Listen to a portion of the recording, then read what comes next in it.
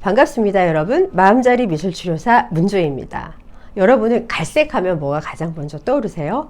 저는 개인적으로 동물을 워낙 좋아해서 그런지 그 푸들이나 골든 리트리버 또는 이 귀여운 고양이들, 이렇게 동물의 보드라운 털들이 생각이 많이 나요. 여러분은 어떠신지 모르겠습니다. 사실 우리 주변에 갈색은 한번 계신 곳을 이렇게 둘러보시겠어요?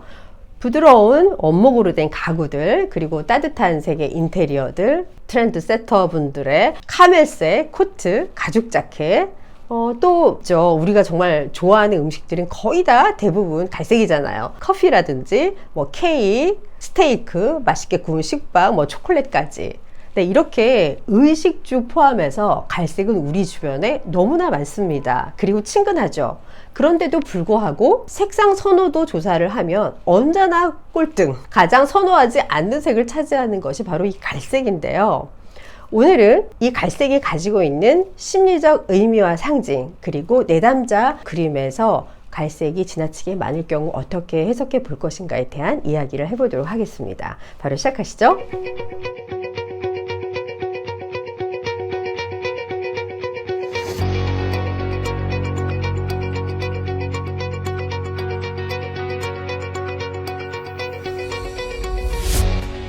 쥐리히의 칼융 연구소에서 공부하는 학생들에게 색채 연상 실험을 하면서 갈색의 정신적 표상을 떠올려 보게 했더니 거의 대부분의 학생들이 대지나 흙을 이야기했다고 해요.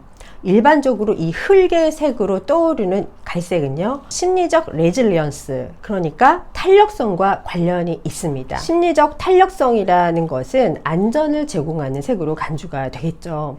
여러분에게 안전한 것이라면 어떤 게 떠오르세요?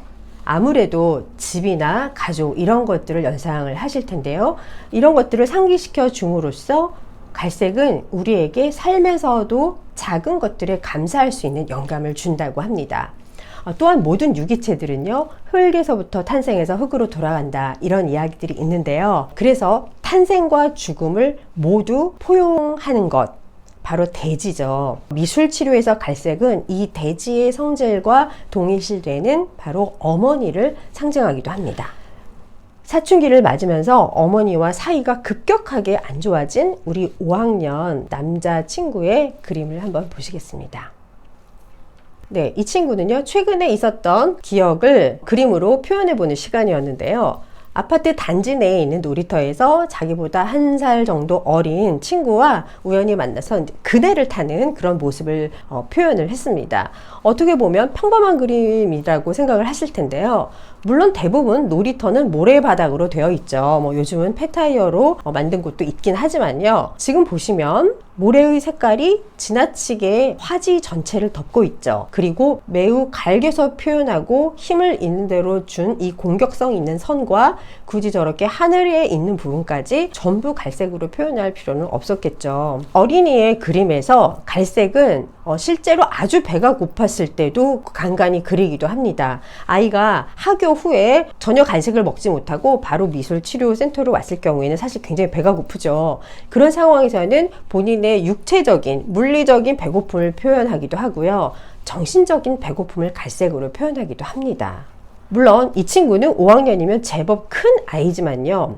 어린이집이나 유치원 또는 저학년에 있는 어린 친구들에게 갈색은 별로 선택하고 싶지 않은 색 중에 하나예요. 아마 우리 보육교사 선생님들이나 유치원 선생님들은 잘 아실 거예요. 그 유치원에서 크레파스가 12색이든 24색이든 있으면 다른 것들은 다 닳아서 없어지거나 부러지거나 하는데 하얀색과 갈색은 거의 새 것 그대로 남아있는 경우가 아주 많습니다.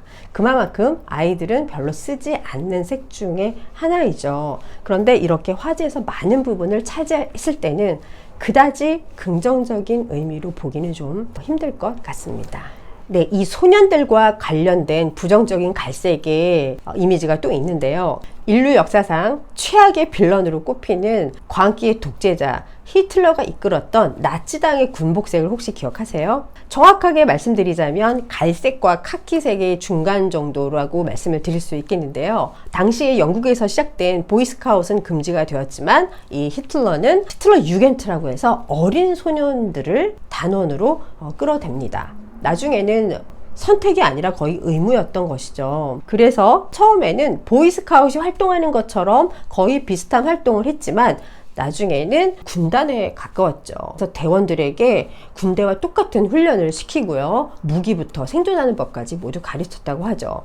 그리고 정신적인 세뇌는 이루 말할 것도 없었겠죠.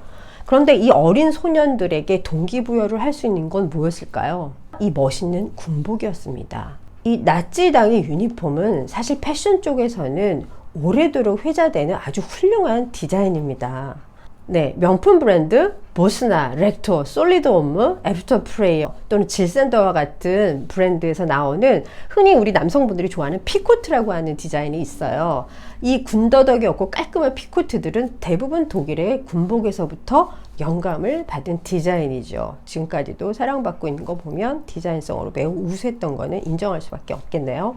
자, 그렇다면 우리 동양인들은 유대인 학살의 역사와는 다소 좀 거리가 떨어져 있었는데도 불구하고 왜 갈색을 이토록 좋아하지 않을까요? 그것은 동서양을 떠나서 이 바로 배설물의 색과 같다라는 우리 무의식의 작용 때문이죠. 정신분석학의 창시자 프로이트는 이 학문기의 컴플렉스를 말해주는 배설물을 결벽증과 사디즘으로 연결시켰는데요. 아가들이 이 대소변을 가리는 시기는 프로이트에 의하면 거의 평생을 걸쳐서 심리적 영향을 주는 아주 중요한 시기라고 본 것이죠. 네, 오늘은 우리 인류가 가장 좋아하지 않는 색, 갈색에 대한 이야기를 해봤는데요. 혹시 여러분들 중에 나는 갈색 제일 좋아하는 색인데요 라고 생각하시는 분들이 있다면 색채심리학에서 갈색을 좋아하시는 분들은요, 눈에 잘 띄지 않는 갈색처럼 자신이 속한 어떤 집단에서 조화를 이루고 싶어하는 그런 성향이라고 합니다. 그리고 스포트라이트를 받지 않아도 그 힘을 잃지 않는, 두 발을 땅에 탁 딛고 든든하게 서 있는 나무와 같은 성격이라고 하네요. 네, 다음 시간에는 갈색을 즐겨 사용했던 화가들에 대한 이야기를 가지고 오겠습니다. 시청해 주셔서 감사합니다. 다음 시간에 만나요.